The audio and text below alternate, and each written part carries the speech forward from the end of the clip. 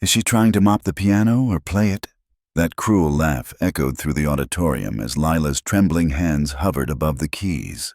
Mocked by bullies and barely holding herself together, no one in the crowd knew what she was really fighting, a brain tumor threatening her life. And her music. But when she started to play, everything changed. What began as laughter turned into stunned silence. And what they didn't know was that they were witnessing the beginning of a legacy. Now, before we dive deeper, please subscribe to our channel. We share powerful, meaningful stories like this every day. And drop a comment below to let us know where you're watching from. Thank you so much. And now let's get back to the story. Is she trying to mop the piano or play it? The words hissed out from the second row, cutting the silence like a razor. Lila heard them. Everyone did. Laughter followed quick and cruel, bouncing off the auditorium walls like shrapnel. Ashley's voice carried easily clear, rich, rehearsed in meanness. The kind of laugh that didn't need a microphone. Lila's fingers hovered above the keys, trembling slightly, betraying her before she even began. The spotlight warmed her face, but her skin felt cold. Her eyes, dark and determined, blinked against the brightness, trying to find the courage she'd carried for weeks. But it was hard to remember what courage felt like when you were standing alone and the world had already decided to laugh before you even played a note. She could hear her own breath shallow and fast. Her heart pounded behind her ribs like it wanted to escape. The piano bench creaked as she shifted slightly, trying to steady herself. Her fingers brushed the keys too lightly. A few discordant notes slipped out, awkward and uneven, like someone fumbling in the dark for the right words. More laughter. And this time, it wasn't just Ashley. Lila lowered her eyes. Somewhere in the crowd, she imagined her mother's face, tired eyes, full of pride, sitting alone in the back, hands clasped tightly in her lap. She'd promised she'd be brave.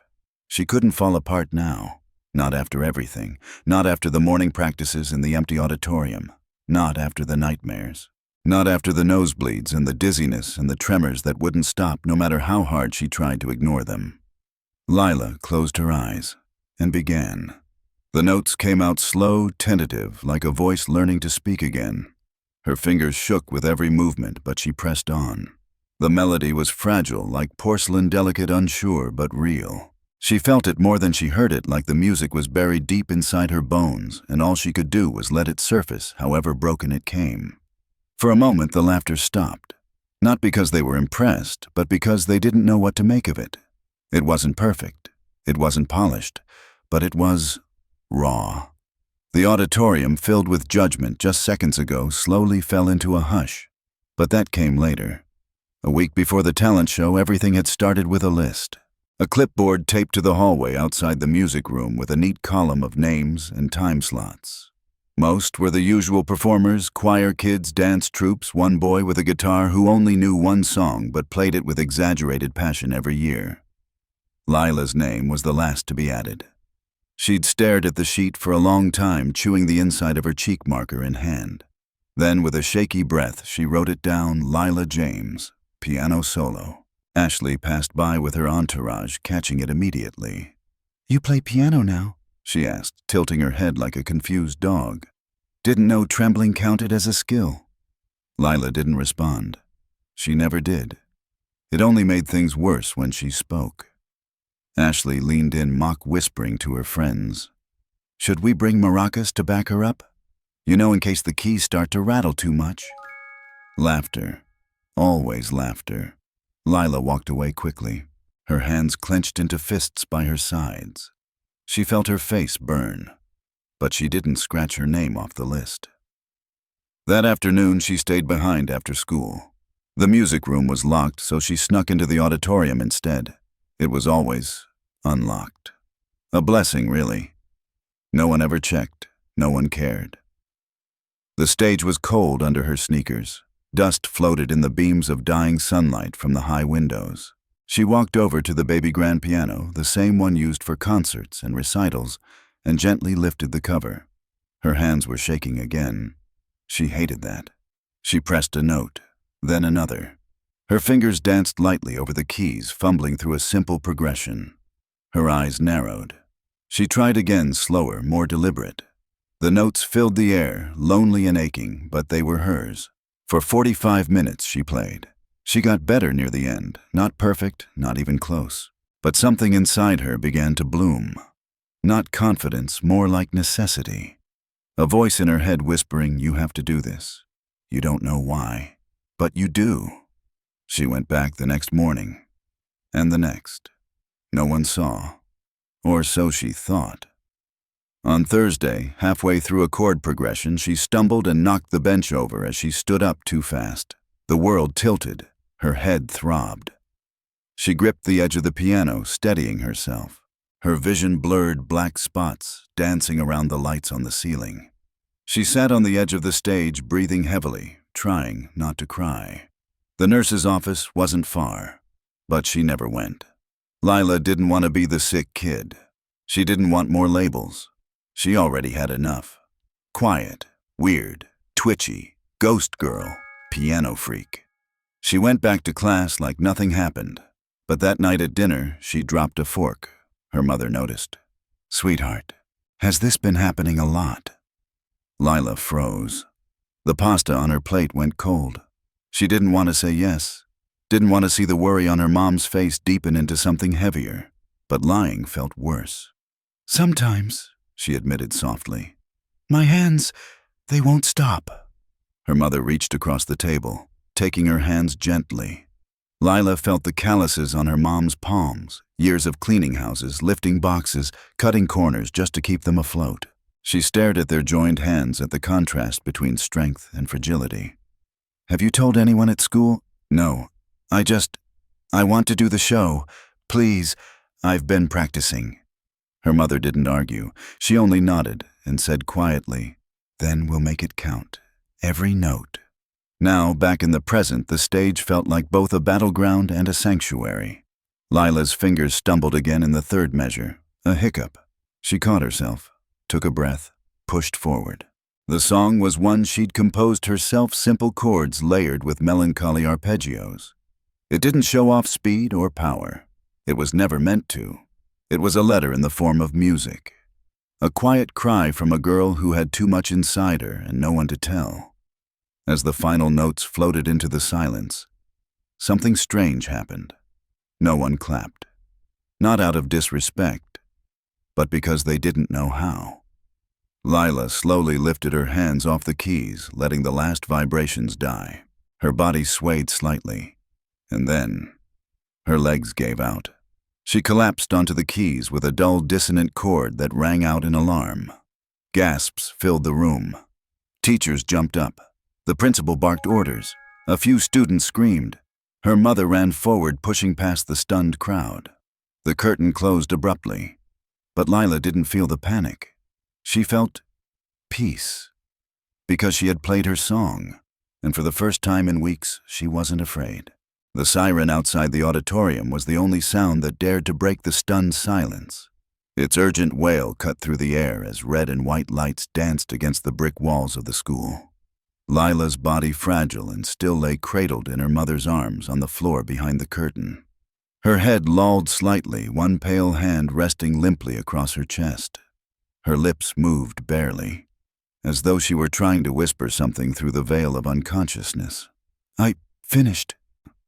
Those two words, faint, but her mother heard them, and she broke into quiet sobs, brushing sweaty hair from her daughter's forehead.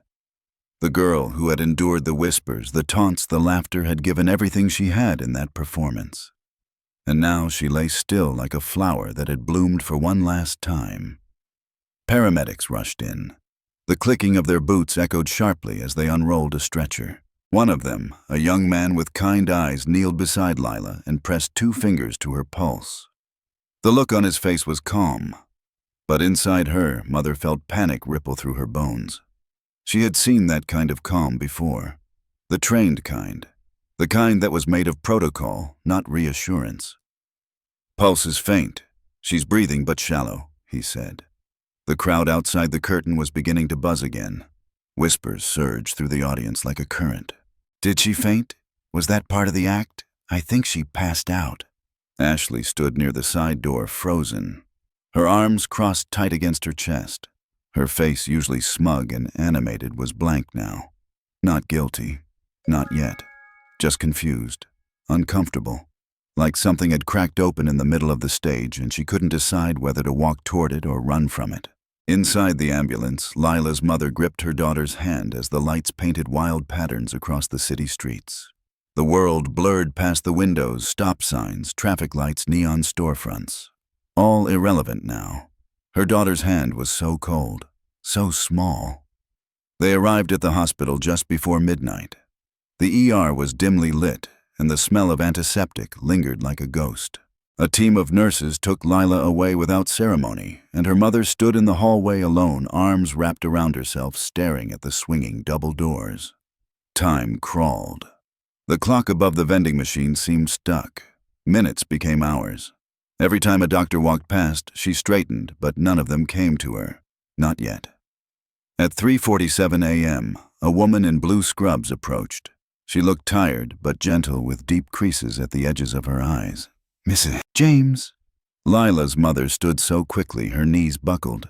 She steadied herself against the wall. "She's stable," the doctor began. "But we found something unexpected. During imaging, we discovered a mass in her brain. It's small, but it's pressing on the motor cortex, likely the cause of the tremors. And the collapse." The words hung there like smoke. "A tumor," she whispered. The doctor nodded. "We'll need to run more tests to determine the nature of it. Whether it's benign or something more serious, but it's been there for a while, quietly growing." Tears welled up. Lila's mother pressed her hands to her face. The weight of every unpaid bill, every night she'd come home too late to say goodnight, every time she hadn't noticed her daughter struggling, it all came crashing down in a single silent scream inside her chest. "Can I see her? She's sleeping now."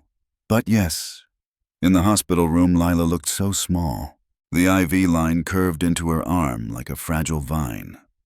Machines beeped quietly beside her. A warm light spilled from a single lamp above the bed, casting long shadows across her cheeks. Her eyelids fluttered. She was dreaming. Her mother sat beside her, brushed her fingers lightly over Lila's hand, and began to hum.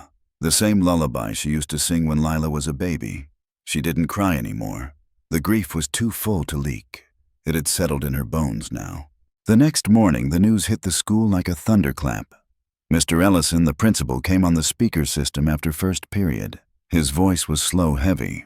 "Students and staff, as many of you witnessed last night, Lila James was taken to the hospital after her piano performance. I've just received word that she is recovering.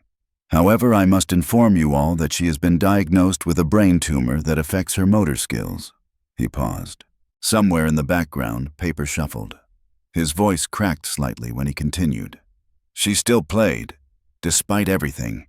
I hope you understand what that means." The announcement ended.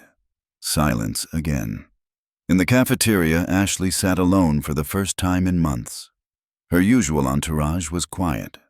Nobody teased. Nobody laughed. Some stared at their trays. Others wiped their eyes with their sleeves. No one knew what to say. Ashley felt like something had lodged in her throat. Guilt wasn't new to her, but this was different. It wasn't just that she had laughed. It was that she had made others laugh. She had led it. And Lila had never once fought back, never retaliated, never even looked at her with anger. Later that day, the art teacher began a mural project in the music room. A handful of students stayed after class to work on it. It started as a simple painting, just Lila at the piano, her head tilted slightly, eyes closed, hands hovering over the keys. But it grew. Notes floated out from the instrument like petals. Behind her, shadowy figures turned to listen. Even the walls seemed to lean in. A quote was added in bold strokes beneath it: "Strength isn't in the steadiness of your hands, but in the courage to use them anyway." Ashley walked past the room one afternoon, pausing at the door. She stared at the image for a long time. Her throat tightened. Her chest ached in a way she didn't know how to name. And still, she didn't walk in. Not yet. At home, she sat on her bed that night, scrolling through photos on her phone. A few blurry shots from the talent show. one of Lila at the piano taken just before she collapsed. Ashley stared at it, her thumb hovering over the screen. She hesitated, then opened her messages and typed, "Hi, I don't know if this helps, but I was wrong. I'm sorry." She hit send before she could change her mind. No response. But that night Ashley couldn't sleep. Not because she felt bad, but because she realized something. She had watched someone do something beautiful, and instead of seeing it, she had tried to destroy it, and Lila had played anyway. The first time Lila opened her eyes, it was raining outside. Thin rivulets of water streaked across the window pane, tracing silent paths that disappeared into the ledge below. Gray light softened the edges of the hospital room, turning everything hushed and still. Machines hummed around her, gentle, patient, indifferent. She blinked, slowly, disoriented. Her mouth was dry. Her body ached in ways she couldn't name, and yet she was alive. Her mother was asleep in the chair beside her, her head tilted at an uncomfortable angle, arms folded tightly, shoes kicked off. Her coat still clung to her shoulders like she hadn't planned to stay long. Lila's eyes drifted to the IV drip, the slow rhythm of droplets reminding her of the ticking metronome she used to practice with. Only now her instrument was her body, and it was out of tune. She tried to lift her hand. It trembled violently. Still there. The tremor.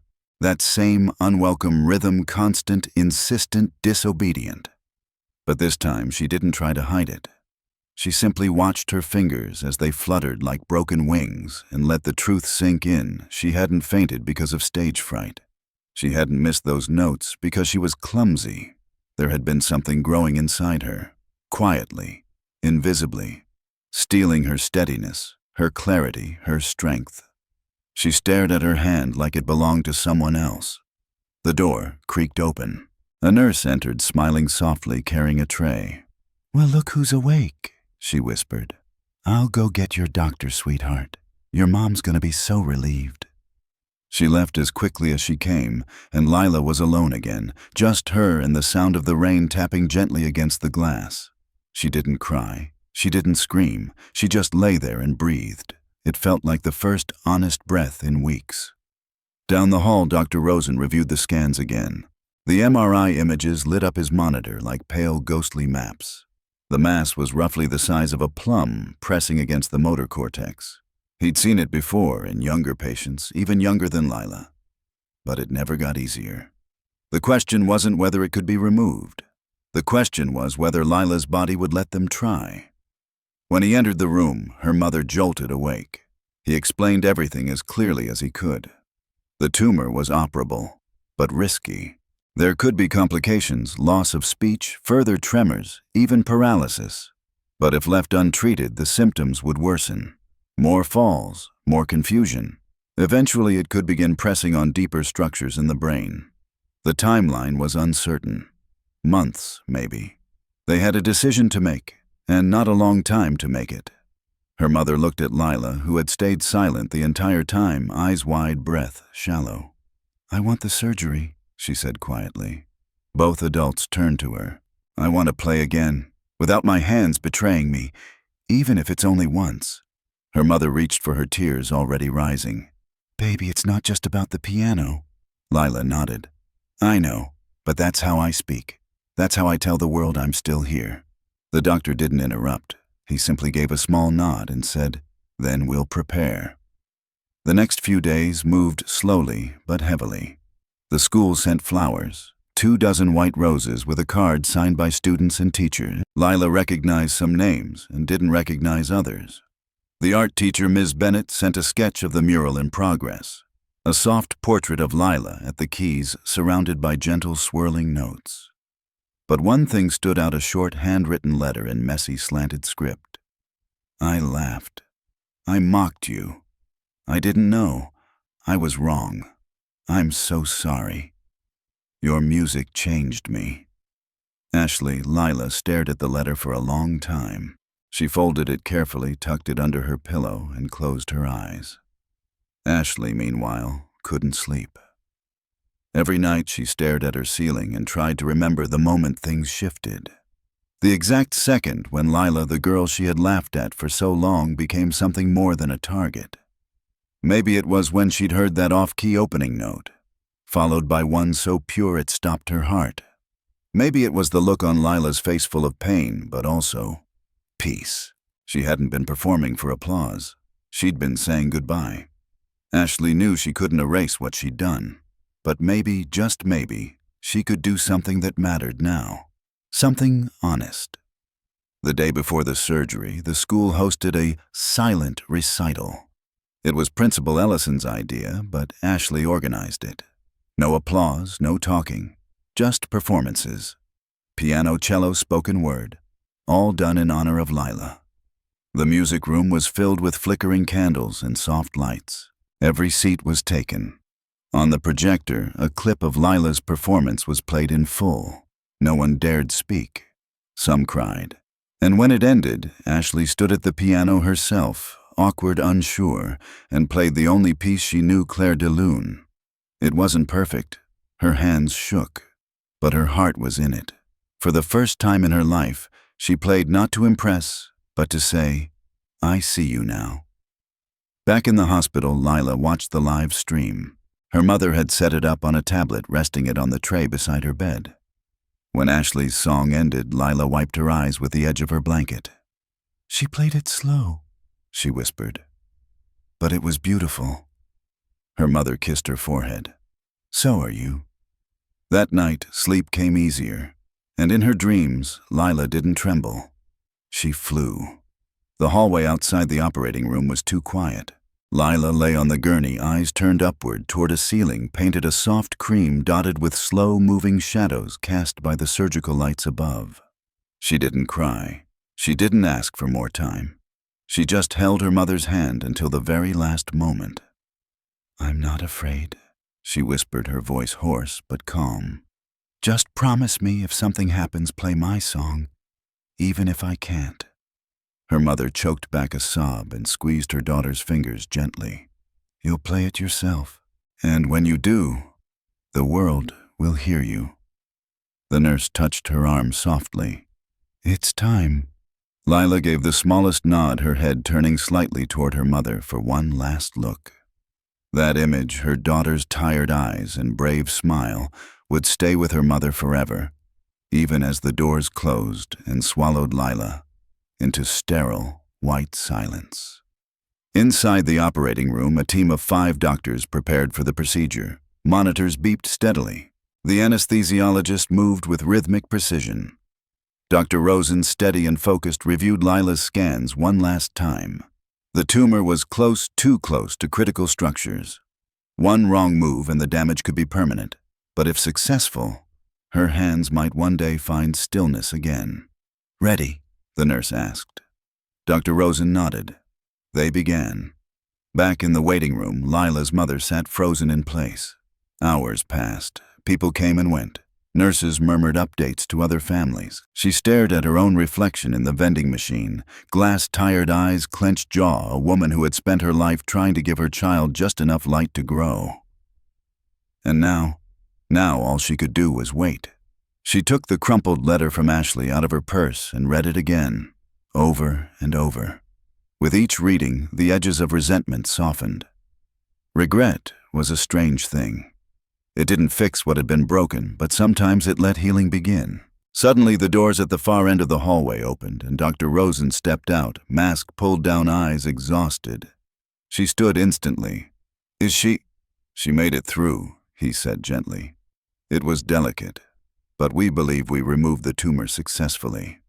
Her knees buckled, and she had to grip the wall to steady herself. A wave of relief and gratitude crashed into her so fiercely, she almost forgot how to breathe. "She'll need time. Recovery won't be easy, but she's alive. And we didn't damage the motor cortex." The words rang like music. When Lila finally opened her eyes again, it was nearly dusk. Pale orange light filtered through the blinds, casting gentle stripes across the room. The first thing she noticed was silence. No beeping, no voices, just a calm that felt almost holy. Her throat was dry, her body heavy, but the pain was dulled, distant, and her right hand was still. Not entirely, Not miraculously, but it no longer shook with every breath. She stared at it motionless above the covers, and for the first time in months, a tear slipped down her cheek. One of quiet joy, of stunned gratitude. "You're awake," her mother whispered, appearing at her side like a shadow. "You made it, baby." Lila turned her head slowly, her lips trembling into a faint smile. "I made it." They said very little after that. Words felt unnecessary. Their joined hands said more than sentences ever could. The school sent another bouquet the next day, this time from the choir and orchestra combined. A small envelope was tucked into the petals. Inside was a note. "We saved your seat. Come back when you're ready. Ms. Bennett." And beneath that, in a scrawl Lila recognized instantly, "I started practicing. I'm still not very good, but I thought, maybe you could teach me one day." Ashley, Lila, smiled softly and tucked the note beside the others. The days blurred after that. Therapy sessions. Relearning how to coordinate finger movement with muscle strength. Simple tasks became daily victories, holding a spoon, tying a ribbon, pressing keys on a keyboard. Her fingers weren't perfect, but they were hers again. And every time they shook, she told herself it was just a tremble, not a defeat. She kept the piano close, not the hospital's electric keyboard, hers. Ms. Bennett had arranged for it to be brought into the room. Her mother covered it with a cloth each night like a sacred object. It took Lila a full week before she sat at the bench. She placed her hands on the keys, hesitant, unsure. Then with painstaking tenderness, she began to play the first few notes of her melody. Slower than ever, quieter, but they were hers. The song bloomed once more. It was like finding her voice again in a room that had forgotten how to listen. One morning, as she practiced, a nurse appeared in the doorway. "You have visitors," she said with a soft smile. "A small group." Lila looked up, surprised. Ashley stood there, flanked by two others from the talent show. They didn't look smug or loud or performative. They looked nervous, humbled, real. Ashley stepped forward first, holding a small wooden box. "I thought you might want this." Inside was a custom metronome, sleek, elegant, with a small engraving on the back. "Keep your tempo. The world will catch up." Lila traced her fingers across the words. Her voice was barely a whisper. "Thank you," Ashley nodded. "I didn't understand before. Now I think I do. And if there's ever a way I can help you, I mean it." Lila looked at her, really looked at her, and said, "Then keep playing." It wasn't a challenge. It was an invitation. That afternoon, they sat side by side at the hospital piano, two girls from opposite ends of the social world, both changed. Lila's fingers guided Ashley's awkward ones. Together they fumbled through a duet. Offbeat. Imperfect. Beautiful. Outside, the rain finally stopped. The day Lila returned home from the hospital, the wind carried the scent of spring. It was soft and full of new things, budding jasmine, distant rain, fresh earth. Her neighborhood looked the same on the outside, but something about the air felt different, as if the trees themselves had been waiting for her. Her mother helped her up the steps to their little porch, careful but not overbearing, letting Lila move at her own fragile pace. She paused at the front door. Her fingers brushed the chipped wood. The place where her old music teacher had once left a second-hand keyboard as a gift years ago was still bare, but this time it didn't feel empty. It felt sacred. Her mother unlocked the door, and the familiar creak welcomed them back. Lila stood in the doorway a moment longer, letting the light fall across her feet. Inside. Nothing had changed, the narrow hallway, the worn rug, the kitchen with the humming refrigerator, but the space felt fuller, warmer. She stepped in slowly and closed her eyes. Her home was no longer a quiet place where she hid her pain. It was a sanctuary she had returned to after war. Later that night, the real piano was delivered. It wasn't the old upright from the school stage. It was something else entirely. A glossy mahogany baby grand, donated anonymously, but delivered with a single typed note on the bench. "This is for the girl who played anyway." Lila ran her fingers along the lid reverently. She didn't speak. She couldn't. Her mother sat on the couch, tears falling silently down her cheeks, and just watched as her daughter lifted the lid, touched the cool ivory, and played a single chord. Rich, vibrant, full. A sound that didn't just echo, it declared. The next morning, the sun spilled gold across her windows. She sat at the piano again this time, with her sleeves rolled up, hair tied back, hands steadier than they'd been in months. She began to play, not for therapy, not for recovery, but simply because she needed to. And the music came. Broken, yes, but honest. Full of hesitation and strength at once. Outside the window, a small group of neighbors had gathered. Quietly, respectfully. Some held coffee cups, others brought flowers. Word had traveled. The girl who played through pain, who collapsed on stage, who disappeared into surgery, was home. And playing. Ashley was there too, not in the front, not seeking attention, just standing near the edge of the crowd, arms crossed, eyes shimmering. She hadn't come to be forgiven. She'd come to witness. And Lila led her. A few days later, Principal Ellison called. "Lila," he said, "the school is hosting the spring benefit concert. We'd be honored if you'd consider performing. No pressure. But I think your presence could inspire a lot of people." Lila was quiet for a long moment. Then she asked, "Can I bring someone with me on stage?" "Of course." Ashley nearly dropped her phone when she got the call. "You want me to what?" she stammered. "I want to play a duet," Lila said. "You started. Let's keep going." "But I'm not good." "You don't have to be," Lila replied with the softest smile in her voice. "You just have to mean it." The week leading up to the concert was filled with practice. They met after school in the music room, the mural of Lila, watching over them like a guardian. Ashley struggled with rhythm. Lila fumbled with timing. Sometimes they got it right. Sometimes they didn't. But each time they laughed, each time they tried again, something deeper settled between them. A quiet understanding, the first stones of a bridge neither of them knew they were building. Then the night arrived. The auditorium buzzed with hushed anticipation. The lights dimmed. Rows of students, parents, teachers, all waiting. The stage curtain rippled softly in the shadows. Backstage, Lila adjusted her dress. Simple, elegant. A silver bracelet around her wrist shimmered in the low light, Ashley's gift. On the inside engraved, "You're the bravest person I know." Ashley paced nervously. "I might mess up," she whispered. Lila turned to her and said, "Then we'll mess up together." The curtain rose. Gasps whispered through the audience. Two girls, one once mocked the other, once the mocker, sat side by side at the same piano bench. Lila nodded. Ashley swallowed hard. And together they began. The first notes were soft. A melody Lila had written long ago, but now reshaped into something new. It started with her familiar tender chords. Then Ashley's notes joined, hesitant, thin. They stumbled, regrouped, then grew bolder, louder, and the music danced. Two different voices, two different paths, but one song. Halfway through, the lights warmed. The mural appeared on the projector screen behind them. Lila, at the piano, alone. Then it faded, replaced by a live feed of the real Lila, playing not alone anymore.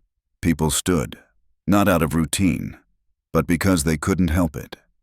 The auditorium rose to its feet before the last note had even faded. Not in applause alone, but in reverence. For the music, for the journey, for the girl with shaky hands who played anyway. And when the final chord landed, Lila looked at Ashley. Ashley looked back. And both smiled, knowing they had rewritten something that had once been broken. They stayed seated at the piano long after the applause faded. Lila's hands rested on the keys, not moving, not playing, just there. For the first time in months, they weren't trembling. And even if they had been, it wouldn't have mattered. Because in this moment, she wasn't the sick girl. She wasn't the one who fainted, or the one whispered about in the hallway. She was just a girl at a piano who had poured her truth into a room that had once laughed at her, and that room had risen to meet her with open arms. Ashley exhaled beside her, her shoulders dropping like she'd been holding her breath since the first note. Her fingers were stiff from tension, her mistake still fresh in her mind. But Lila looked over and smiled softly, and that was enough. They stood together. As they stepped away from the bench, the entire auditorium remained standing, not clapping now, not cheering, just watching, silent, moved. Lila offered a slight bow. Ashley followed a little clumsily. Then together they walked off stage, hand in hand. Backstage, Ms. Bennett waited with red eyes and a handkerchief. The choir director, who once barely noticed Lila, now looked like she'd seen the Sistine Chapel painted in front of her. "I've been teaching music for 27 years, she whispered. "But tonight, you reminded me why I ever loved it in the first place." Lila blushed and looked away. Praise always made her shy. Ashley nudged her gently.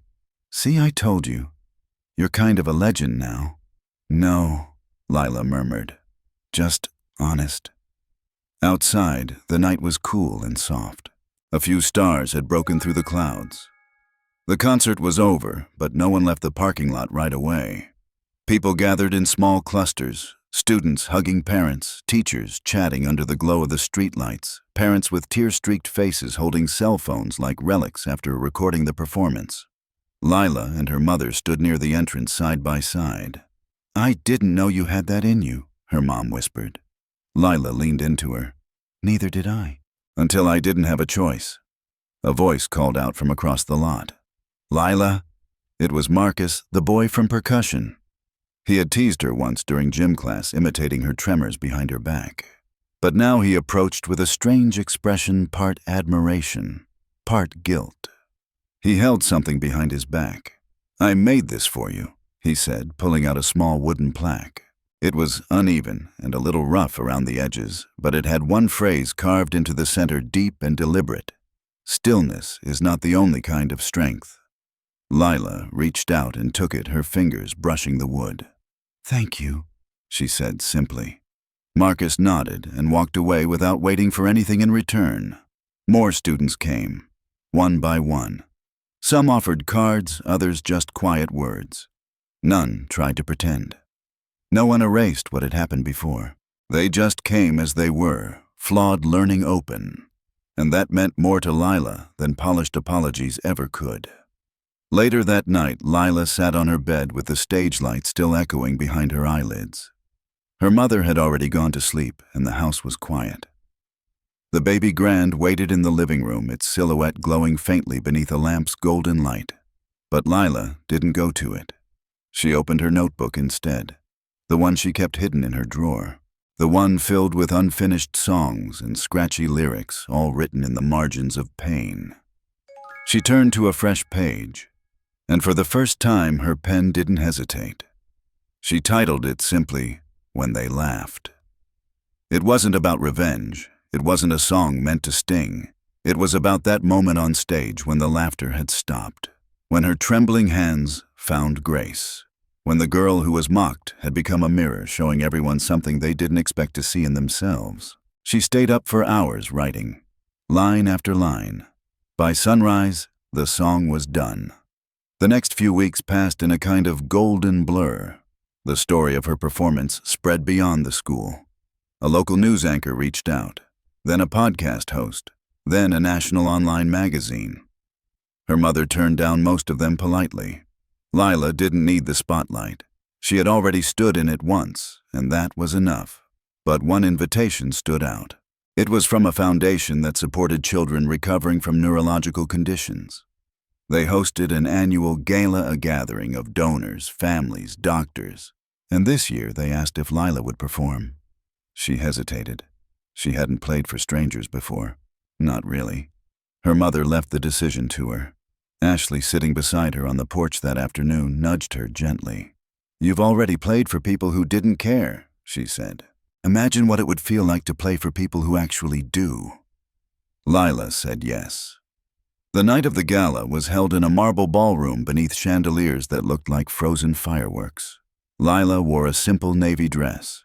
Her mother held her hand as they entered, both blinking beneath the crystal light. When her name was announced, there was no snickering, no muttering. only quiet anticipation. Lila walked to the grand piano at the center of the room. She sat down, took a breath, and played When They Laughed.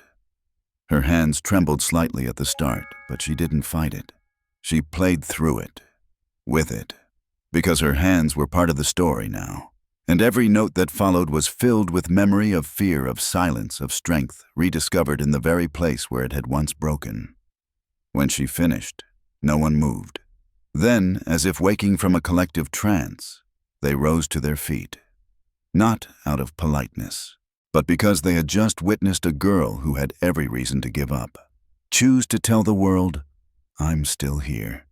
And she was. More than ever. The days that followed the gala settled into something gentle, like a song winding down to its last lingering notes.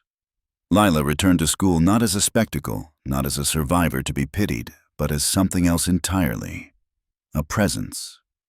Quiet, steady, and softly magnetic. The same girl who used to sit alone near the back of the cafeteria now found small notes folded into her locker, kind glances in hallways where whispers once lived, and invitations to practice sessions from classmates who used to pretend she wasn't there at all. She didn't ask for any of it. She didn't need it. But still, it mattered. Not because she wanted attention, but because it meant her story hadn't just been heard. It had reached them. One afternoon, Lila returned to the music room during lunch. She hadn't been back since the mural had been finished.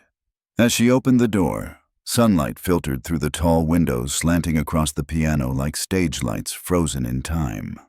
The mural covered the back wall now, Lila at the piano, hair slightly windswept, surrounded by swirls of color and music that rose into the air like wings.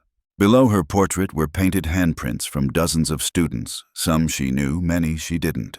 In the corner was a small plaque, in honor of those who keep playing when the world tells them to stop. Lila stood in the center of the room, eyes glistening, her hand lightly touching the top of the piano bench. She sat slowly, reverently, then opened the lid. Her fingers hovered above the keys. There was a stillness in her hands now. Not perfect, not unshakable, but a kind of peace she had never known before. She played something simple, just a few notes. Nothing complex, nothing grand. But it echoed with grace. Ashley entered quietly and didn't speak. She sat cross-legged near the window, watching her friend, the friend she had once mocked and misunderstood. Their friendship had grown in small, careful steps, notes played one after the other, unsure at first, but now part of a larger harmony neither of them had expected. When Lila finished, she looked over her shoulder. "Want to try a new one?" she asked. Ashley grinned, stood, and walked over. "Only if you promise to cover my mistakes." "I always do," Lila said with a soft smirk. They played. And somewhere in the hallway, a few younger students gathered quietly at the door listening, not intruding, just witnessing. Word began to spread beyond their school. The video of the duet at the benefit concert had been posted on the school's website, but then it made its way to local news, then blogs. Then a national magazine picked up the story, "Girl with Brain Tumor Silences Bullies with Unforgettable Performance." And with that came letters, dozens, then hundreds.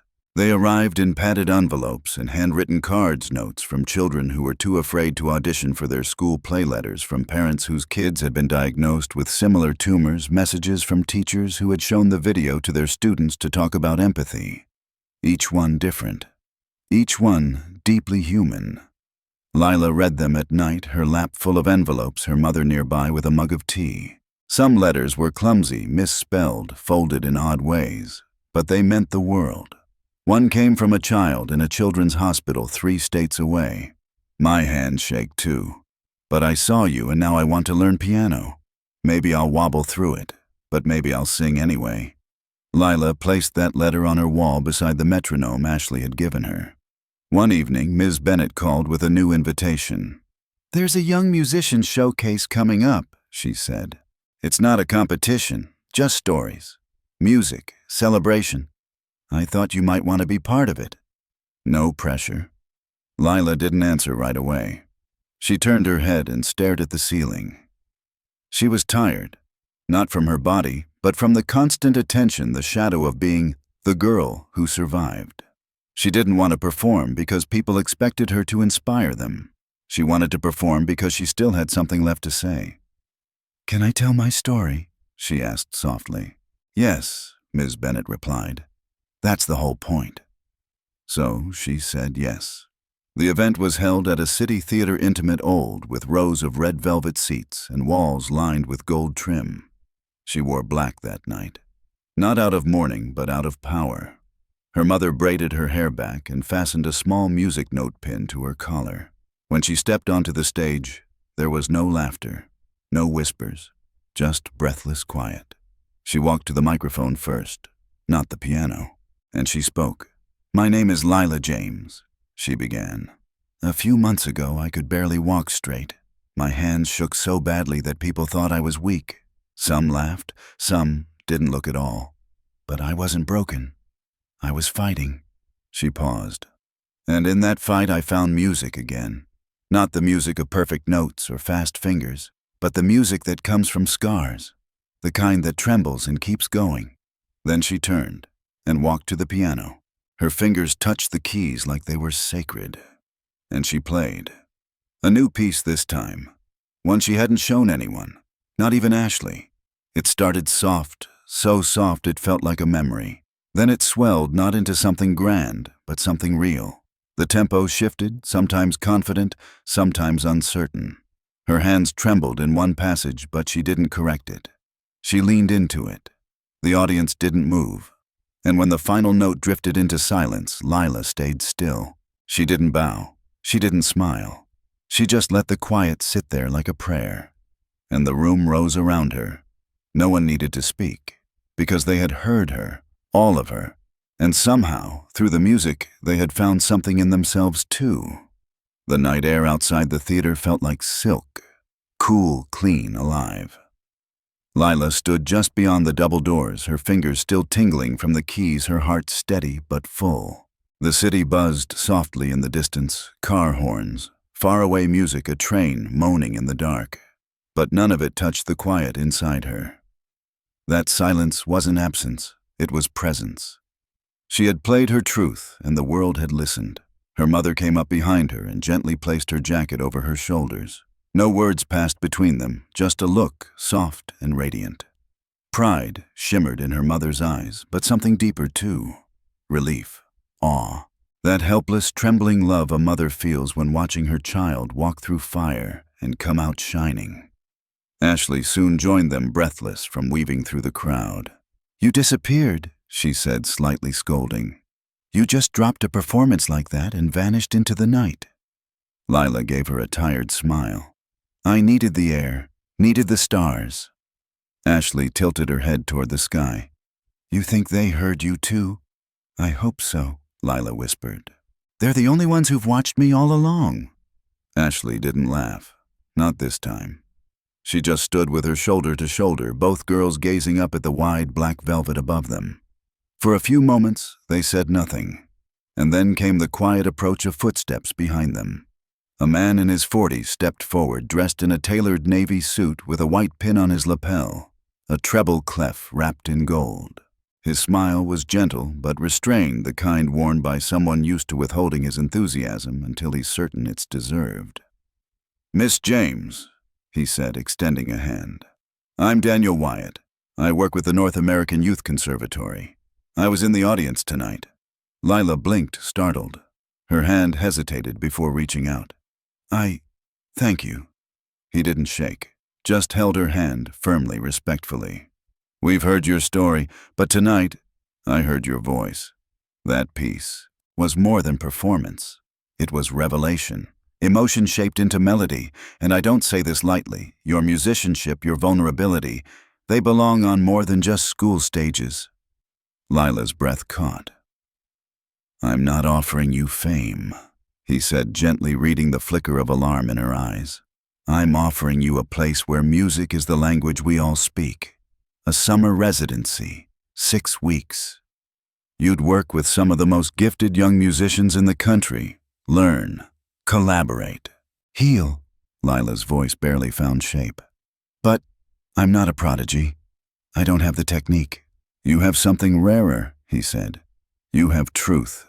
and we can teach the rest." Ashley stood frozen wide-eyed as though someone had just told her her best friend had wings. Lila didn't answer, not right away. Her mind swam with old insecurities, the way her hands once failed her, the fear of being small in a room full of greatness. But she looked down at her fingers and smiled. They weren't still, but they were steady enough, and they still wanted to sing. "Let me think about it," she said quietly. He nodded. "Take your time. Just know, you have a seat waiting." He handed her a card, embossed, elegant. Then he was gone. Lila stared at the card for a long time, then tucked it into her pocket like a leaf from a sacred tree. She turned to Ashley, who was still staring at her like she'd just witnessed a miracle. "Well," Lila said with a soft laugh, "looks like I'll need new sheet music." Ashley's grin exploded. "You're going right. You have to." "I don't know," Lila said, though her smile betrayed her hesitation. "It's scary." Ashley shrugged. "So was the talent show." They both laughed this time, freely, loudly, like girls who had learned how to hold both pain and joy in the same breath. That night, Lila lay in bed, the city's hum like a lullaby beneath her window. She held the Conservatory card in one hand and her music notebook in the other. She turned through old pages, seeing her handwriting shift, wobbly, cautious, then bold, then weary, then alive. One song caught her eye, unfinished. The melody she'd started before the hospital. Before everything. She sat up, swung her legs over the bed, and walked barefoot to the piano. The room was dark, but the keys found her. And in the silence of the house, she wrote the ending. The next day, she gave her answer. And that summer, Lila boarded a plane. She didn't know a single person on that campus. The halls were filled with confident players, sharp technique, towering resumes. For the first few days, she felt small again. Her hands still shook when she was nervous, and sometimes late at night her headaches would return in faint whispers. But on the 5th night, during a student open mic, she played her new song. It wasn't perfect, but when she finished, no one moved. Then someone began to clap, then another, then all of them. Not just out of respect, but because they felt her. And in that moment, Lila realized she didn't survive the fire just to escape the flames. She survived it so she could carry the light forward, so she could become the torch. The Conservatory campus breathed music. Every hallway carried echoes of strings being tuned, soft scales spilling from practice rooms, the low hum of concentration. Lila walked through it like someone entering a living dream, part reverence, part awe. And though the buildings were made of brick and stone, it was the silence between the notes that built the soul of the place. Her first week there was filled with stumbles. In her music theory class, she fell behind notation that others grasped in seconds, still tangled in her mind. In ear training, she misheard intervals. During ensemble workshops, her tempo faltered. And in private piano sessions, she struggled to keep her fingers from tensing up when eyes were on her. But no one laughed. No one mocked. Instead, her instructors listened with eyes that weren't hunting for mistakes. Her fellow students, many with backgrounds she couldn't dream of, Juilliard recommendations, symphonic tours, national titles, treated her not with pity, but with curiosity. Because when Lila played, something shifted in the room. She didn't dazzle, she disarmed. They had all learned precision. She had lived meaning. By the second week, her nerves gave way to something else, stillness, but of a new kind. Not absence of fear, but the presence of grace. One afternoon, after a long rehearsal, she sat on a stone bench under a weeping willow by the edge of a quiet pond. Sheet music rested beside her.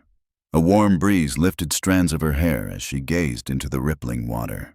For the first time since she'd arrived, she didn't feel like she was catching up. She felt like she belonged. Her phone buzzed softly. It was a video message from Ashley. The screen filled with laughter and noise. Ashley and a few other students at school holding up handmade signs that read, "Lila, our hero. Don't forget us when you're famous." Then came a solo shot of Ashley at the piano in the school music room. She began to play, halting a little clunky, but slowly threading through the opening bars of the first duet they ever played together.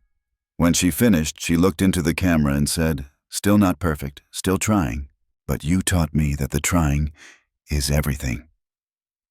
Lila smiled so hard she had to wipe her eyes. She replied with a short clip of her own, just her hand resting gently on the keys, then lifting into a new piece. Ashley replied in all caps, "You better record the whole thing." Back on campus, Lila began to compose more often, in the quiet between lessons, at night when the dorm halls dimmed. Even on napkins and old programs, her new piece was something unlike the others, not a ballad of sorrow, but a song of return.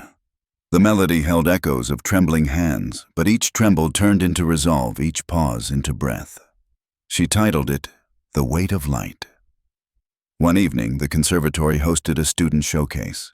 Not mandatory, not formal, just a night of stories, song, and soul. Lila almost didn't sign up. Not because she was afraid of the stage anymore, but because she didn't want to take up space she wasn't sure she'd earned. But her instructor, an older woman named Madame Cho, with silver hair and the eyes of someone who'd lived through both war and waltz, pulled her aside after hearing her piece echo through the practice room. "Child," she said in a hushed, accented voice, "you don't wait to be worthy of a stage. The stage waits to be worthy of your truth." So Lila signed her name. The night of the showcase, students from every discipline gathered in the main hall. Some brought violins, others poems. One girl sang a folk song in her native language that made the entire room hold its breath. Then Lila was called. She walked to the piano in a black dress, simple and unadorned. Her hair was loose. No makeup, no pretense. She sat down, took a breath, and whispered to herself, "This one's for the girl who thought no one would ever listen." And she played. Not loudly, not flawlessly, but fully. Every note was an offering. Every hesitation was honest. Every tremble a declaration that fear didn't win, that she was here, that her music, like her voice, wasn't polished. It was powerful. When she finished, there was no instant applause, just stillness. A beautiful aching stillness. Then slowly, hands came together, first a few, then all. And not just polite clapping, but a standing ovation that filled the room with something close to reverence. Madame Cho rose to her feet last, her eyes glistening as she simply bowed her head. Lila stood and bowed, not to say, "Look at me," but, "Thank you for seeing me." After the performance, a boy she hadn't spoken to before approached her. He was tall, gangly, a violinist who rarely spoke above a whisper.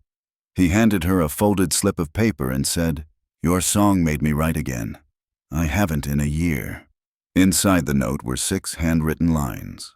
A poem, unfinished, raw, beautiful. Lila tucked it into her journal. Later that night, back in her room, she sat by the window and looked up at the stars. The same ones she'd wondered about outside the concert hall. The same ones she used to whisper to from a hospital bed. And now, they felt closer. She took out her music notebook and scribbled a new line at the bottom of the last page. "I was never playing to be understood. I was playing to understand." The next morning, she woke up early and sat at the campus piano before the halls filled. She played "The Weight of Light" again, but this time she added a coda, something soft, unexpected, like a question mark that turns into an answer. Because this wasn't the end of her journey. It was only the prelude to something greater. The return home felt different this time, not because the trees had changed shape or the sidewalk cracks had faded. Those were still there, the same way creases in a favorite book never really go away. It felt different because she had changed. The house hadn't shrunk, but her world had grown. Lila stepped onto the front porch with her worn suitcase in one hand and a new notebook in the other, and the door creaked open as if it had been waiting for her. Her mother met her, their eyes already glistening, arms wide, but patient. "You look taller," she said through a choked smile. "Maybe just a little more whole," Lila whispered. They held each other for a long time. The summer at the Conservatory hadn't erased the past. The scars remained, silent, stitched into her rhythm. Her hands still trembled sometimes, especially in the mornings, but she no longer flinched when they did. She understood them now. They weren't signs of weakness. They were echoes of a storm she had walked through and survived. And her music had changed too. It had grown quieter, in some ways more listening than speaking. But every piece she wrote now carried a thread of the journey, a pulse of defiance, and a whisper of grace. The school year began again, not with confetti or sudden fanfare, but with calm and small steps. When she walked through the doors of West Hill High, there were no stares this time, no snickers.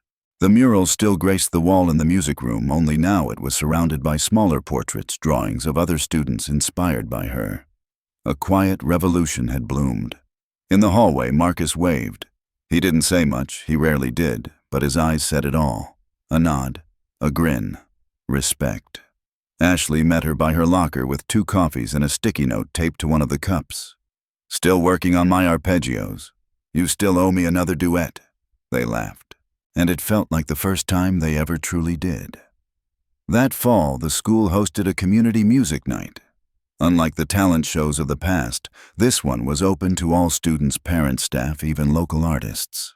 The theme was Sound After Silence. Lila was asked to open the evening. She didn't hesitate. She chose a simple piece, one she'd written at the Conservatory, one that hadn't yet been named. It didn't begin with grandeur or end in triumph. It just unfolded, gently, like sunrise. As she played, her mother watched from the front row, hands clasped tight. Ashley sat beside her, mouthing the chords with each bar, her foot tapping slightly off beat. A little girl from the 3rd grade who had been diagnosed with early-onset dystonia sat on her father's lap in the back, eyes locked on Lila's hands.